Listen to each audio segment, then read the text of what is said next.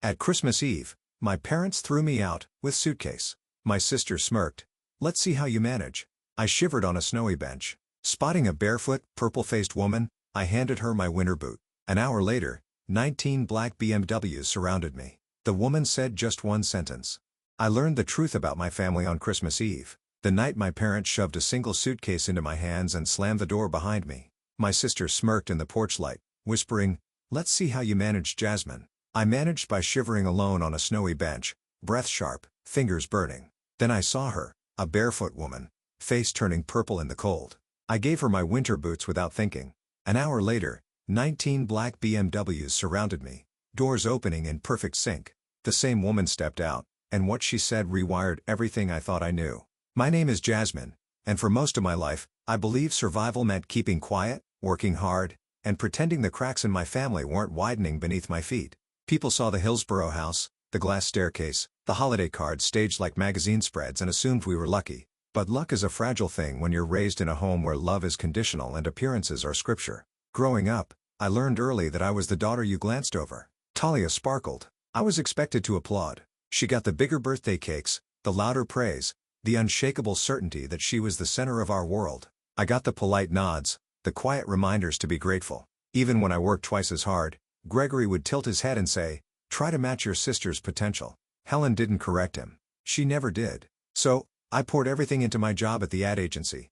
Hours, holidays, pieces of myself I never got back because it was the only place where effort turned into something measurable. Until the morning, it didn't. A restructuring email, a badge that stopped working, a small box with my desk plant rolling in the passenger seat, and a numbness that stayed with me on the 40-minute drive back to Hillsborough. I told myself it would be temporary, just a couple weeks, I'd said when I called my mother. Her voice sounded rushed, distracted, like she was already reaching to hang up. I should have heard the warning in that, but when you're used to being tolerated instead of welcomed, you cling to scraps. The house looked like a holiday commercial when I pulled into the driveway. Lights glowing, the kind of warmth you hope belongs to you. But the moment I stepped inside, the air shifted. Evan stood beside Talia with a hand on her waist like he'd been waiting for a front row seat. Gregory opened a bottle of champagne without looking my way.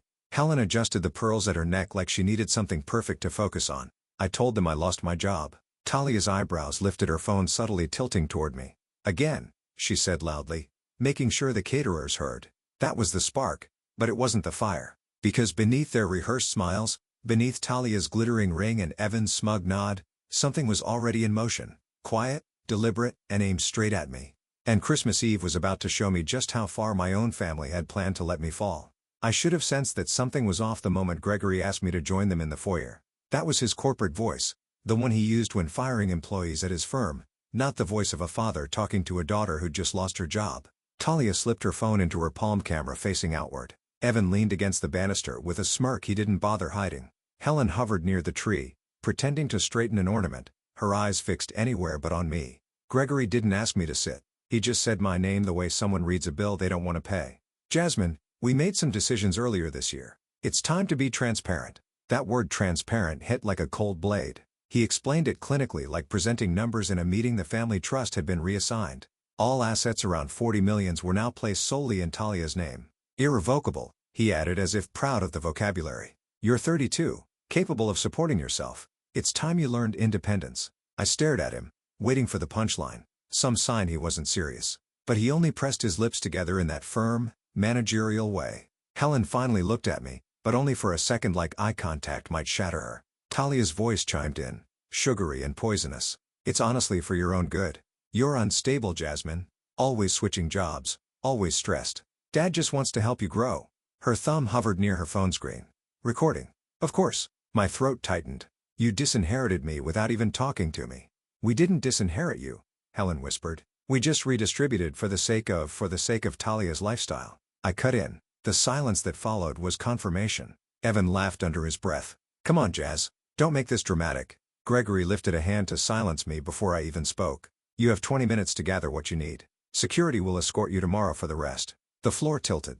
32 years and that was it. A closed file. I walked upstairs in a daze, passing framed photos of Talia, winning pageants, graduating, posing with trophies. There were none of me. Not one. I paused at my bedroom door, the room I de-painted myself at 16. The room that still smelled faintly like the lavender candles I used to hide under my bed. I packed jeans, sweaters, toiletries, and the laptop that held 6 years of late-night work. Everything else stayed behind. When I came down, Talia was live streaming, narrating like she was hosting a reality show.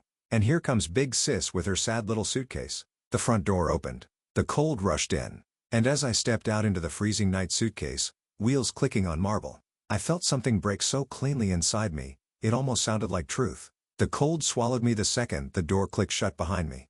One soft, expensive click, an ending disguised as courtesy. I stood on the marble steps, breath fogging the air, my fingers numb around the suitcase handle. Somewhere inside, laughter rose from the dining room. A cork popped, silverware clinky-took against china. My family was celebrating while I tried to remember how to breathe. I started walking because standing still felt like giving up. The houses on our street glowed with warm light, silhouettes of families moving behind windows like scenes from a catalog. Mine had never felt like that, but seeing it from the outside made the loneliness sharper. Snow drifted across the pavement, settling on my hair, melting against my skin. By the time I reached the small public garden near the old church, my legs shook from cold and exhaustion. I sat on the iron bench beneath a flickering lamppost and let the tears come. Not loud, not dramatic, just steady, tired grief. I cried for all the years I'd tried to earn a place that was never meant for me. I cried because losing my job felt survivable, but losing the illusion of family felt like a wound that wouldn't stop bleeding. I don't know how long I sat there before I heard the soft scrape of bare feet on concrete. I looked up. An elderly woman moved toward me, shoulders hunched against the wind. Her thin socks soaked through. Her face had a bluish tint, the alarming kind you learn to recognize from winter safety PSAs. "Do you know if any shelters still take people this late?" she asked, voice shaking. Something inside me snapped into place. Instinct maybe, or a memory of watching someone else shiver while no one helped. "I don't," I whispered. "But here, please." I pulled off. The only thing keeping my feet warm, my winter boots. I held them out. She resisted for a second, then took them with trembling hands. "You shouldn't," she murmured. "I know," I said, "but you're colder than I am." She squeezed my hands once before walking away, disappearing into the fog like a ghost with somewhere to be. Giving up those boots should have made everything worse. Instead, a strange calm settled over me. I'd lost so much already. What difference did one more thing make if it kept someone else alive?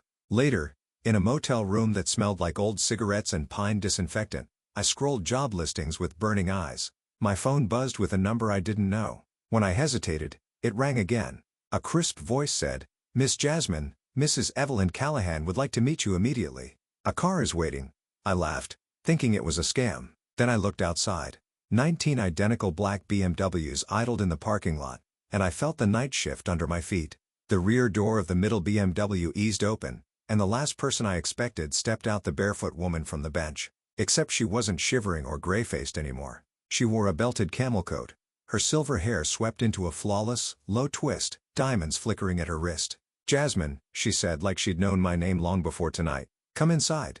Her voice was warm, steady, nothing like the fragile whisper she'd used in the snow. I slid into the back seat, the door shut with a soft thud, the convoy gliding into motion as a divider rose, sealing us in a quiet, dim cocoon. "You're wondering who I am," she said. "That's one way to put it." She smiled. "My full name is Evelyn Callahan. I oversee a philanthropic foundation in Atherton. And every Christmas Eve, I leave my estate with nothing. No wallet, no phone, no security. I walk until I find someone who chooses kindness when they have nothing left."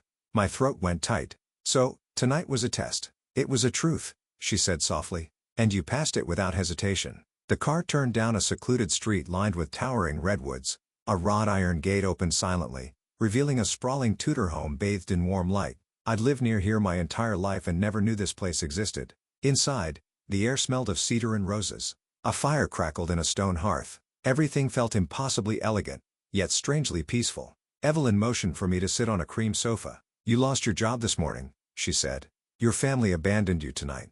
And when you were frozen, exhausted, and humiliated, you still gave away the last thing protecting you from the cold." She touched the boots beside her. "Do you know how rare that is?" I swallowed. "You had people watching me. My team observed you from afar." She said they saw you check into a motel with cash, apply for dozens of jobs, cry in the shower. Not once did you call your family or try to track me down for recognition. Heat rose in my face. "Why me?" "Because I have no heirs," she said. "And I am tired of letting strangers decide the fate of what my husband and I built. I want someone who knows what it feels like to be invisible. Someone who gives not out of abundance but out of truth." Her eyes softened.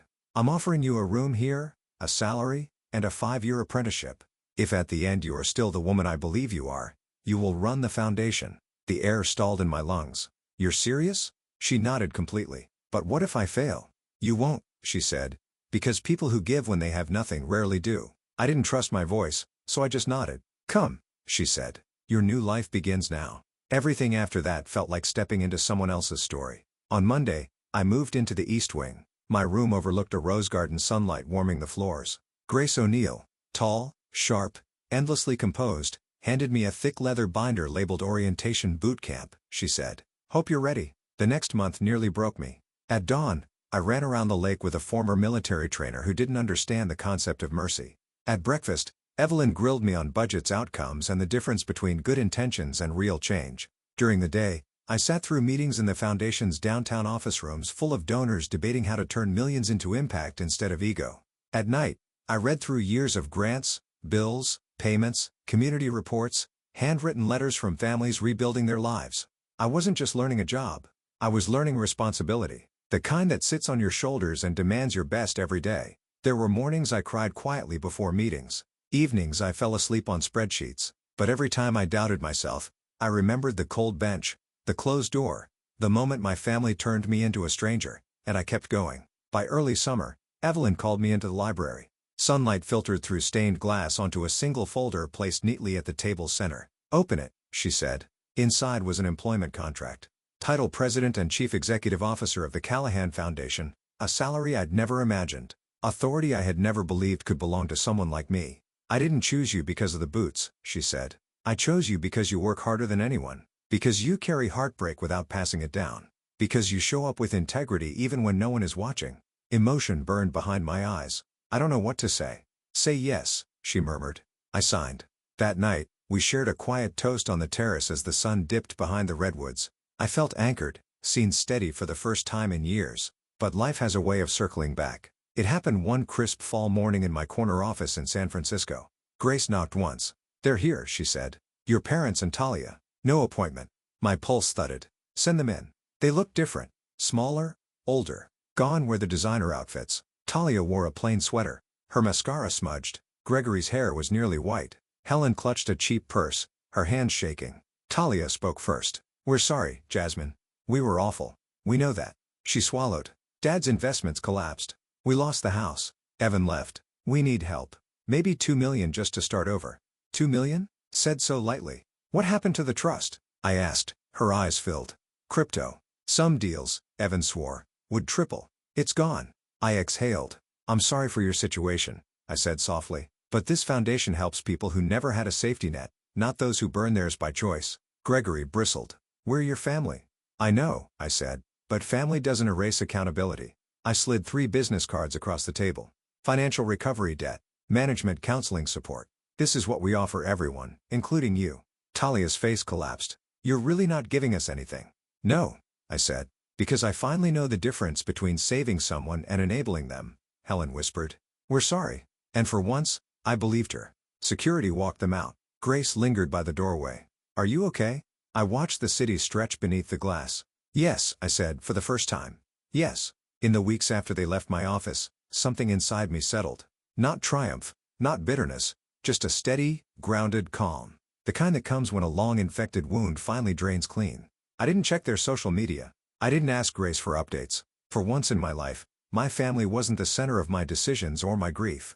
I woke early, ran around the lake, reviewed programs, met with community partners, and felt my days fill with purpose rather than survival. Evelyn watched me with a quiet pride she rarely voiced. Some evenings we'd sit in her garden wrapped in blankets, sipping tea as she asked about policy ideas or the families we hope to support next. "You've grown into your spine," she said once, brushing a leaf from my shoulder. "Not harder, just clearer." Word of the trust disaster and the failed investments reached me in fragments. An article here, a whispered comment there. My parents had moved into a small apartment in San Jose. Talia was working part-time, attending counseling, trying to rebuild what she'd helped destroy. None of it brought me joy, and none of it brought me pain. It's simply I was. The consequences they faced weren't revenge. They were reality finally catching up.